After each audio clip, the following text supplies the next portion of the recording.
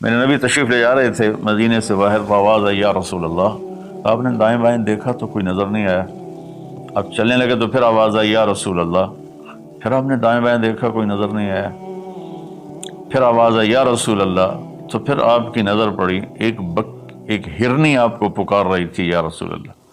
سبحان اللہ۔ ان کے آپ تشریف لے گئے تو وہ رسی سے بندھی ہوئی تھی چارپائی کے ساتھ، کہنے لگے یا رسول اللہ، میرے چھوٹے چھوٹے بچے ہیں، وہ بھوک سے مر رہے ہوں گے، آپ مجھے چھوڑ دیں، میں ان کو دودھ پلا کے واپس آ جاؤں۔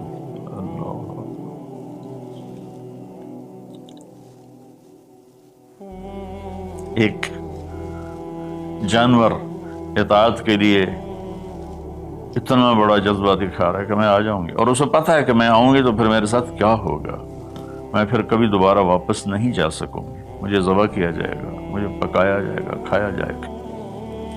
آپ نے فرمایا اب تو پرائی ہے، امانت ہے، میں تجھے کیسے چھوڑ دوں، اور اگر تو واپس نہ آئی تو پھر اس کی کیا گارنٹی ہے؟ یا رسول اللہ، اگر میں واپس نہ آؤں تو مجھے وہ عذاب ہو جو اللہ کے نافرمان بندوں کو ہوتا ہے، مجھے وہ عذاب ہو آخرت میں جہنم کا۔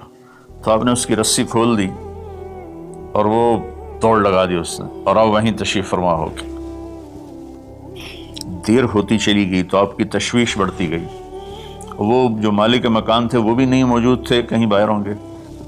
کافی دیر کے بعد آپ نے دیکھا وہ پہاڑ کی چوٹی سے نیچے آ رہی تھی، اور بھاگتے بھاگتے بھاگتے میرے نبی کے قدموں میں آ کے سر رکھ دیا، یا رسول اللہ میں حاضر ہوں۔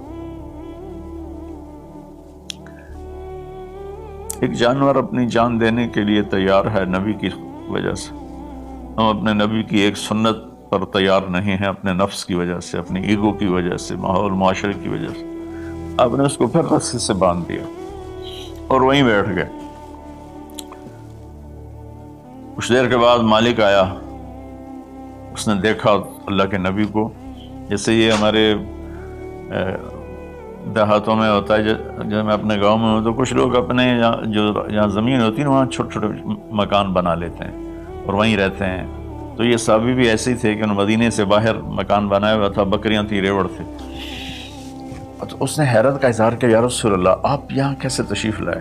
کہا میں ایک درخواست کرنا چاہتا ہوں۔ تو ان کی یا رسول اللہ فرمائیے درخواست کا کیا مطلب؟ کہ یہ ہرنی مجھے ہدیہ کر دو، مجھے دے دو۔ وہ حیران ہو کر کہنے لگا یا رسول اللہ آپ پر تو جان مال عزت آبرو اولاد ہر شے قربان ہے، یہ بکری کی کیا حیثیت، یہ ہرنے کی کیا حیثیت؟ آپ نے کہا بس مجھے یہی چاہیے۔ سبحان اللہ۔ تو آپ نے بکری کی ہرنے کی رسی کو کھولا، کہا الحقی بے اہلک، کہ ہرنی جاؤ اور اپنے بچوں سے مل جاؤ۔ اس نے ایک چھلانگ لگائی، الصدق ینجی والکذب یہلک، سچ نجات دیتا ہے، جھوٹ ہلاک کرتا ہے۔ اس نے یوں آپ کے سامنے رکوع کیا اور سجدے میں جیسے جاتے ہیں سر زمین تک اس نے رکھا، پھر یوں اٹھایا اور آگے کو چل پڑی۔ پھر تھوڑی دور گئی، پھر پیچھے مڑ کے آپ کو دیکھا، پھر آپ کے سامنے یوں سر جھکا، پھر یوں سر اوپر کیا، پھر چلی، پھر تھوڑی دیر کے بعد رک کر پیچھے مڑ کے آپ کو ایسے سجدہ شکر جیسے کہتے ہیں، جب تک وہ اللہ کے نبی کی آنکھوں سے غائب نہیں ہوئی، وہ اس طرح کرتے کرتے کرتے پہاڑوں میں غائب ہو گئی۔ ایک ہرنی اگر اتنا ایمان رکھتی ہے، نہ جاتی واپس تو کون ڈھونڈتا اسے؟ لیکن اس نے اپنی جان کا سودا کیا نبی کے بول پر، اور سچائی دکھائی تو اللہ نے سچائی کو کامیابی بنا کے دکھا دیا۔ الصدق ینجی والکذب یہلک، میرے نبی کا فرمان ہے سچ نجات دیتا ہے، جھوٹ ہلاک کرتا ہے۔ اور دوسری بات فرمائی حفظ امانت۔ تو بھائیو بہنوں بچوں بچیوں، آج کے بعد نیت کرو جھوٹ نہیں بولنا ہے، جھوٹ نہیں بولنا ہے، کہ مسلمان کی شان کے خلاف ہے کہ وہ جھوٹ بولے۔ اتنی ہماری یہ عادت ہو جائے کہ ہماری بات کو سن کر اگلا فوراً مان جائے کہ یہ تو کبھی جھوٹ بولتا ہی نہیں، پھر آپ دیکھو اللہ آپ کی عزت کیسے کرائے گا۔ دوسرا فرمایا حفظ امانت۔ دیکھو میری امت زندگی میں امانت دار، امانت کی حفاظت کرنا، کیا مطلب؟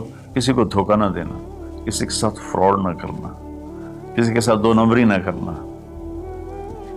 ہائے ہائے، نہ کسی انسان کے ساتھ بطور انسان غیر مسلم اور نہ کسی مسلمان کے ساتھ، کہ کسی مسلم غیر مسلم کو دھوکہ نہ دینا.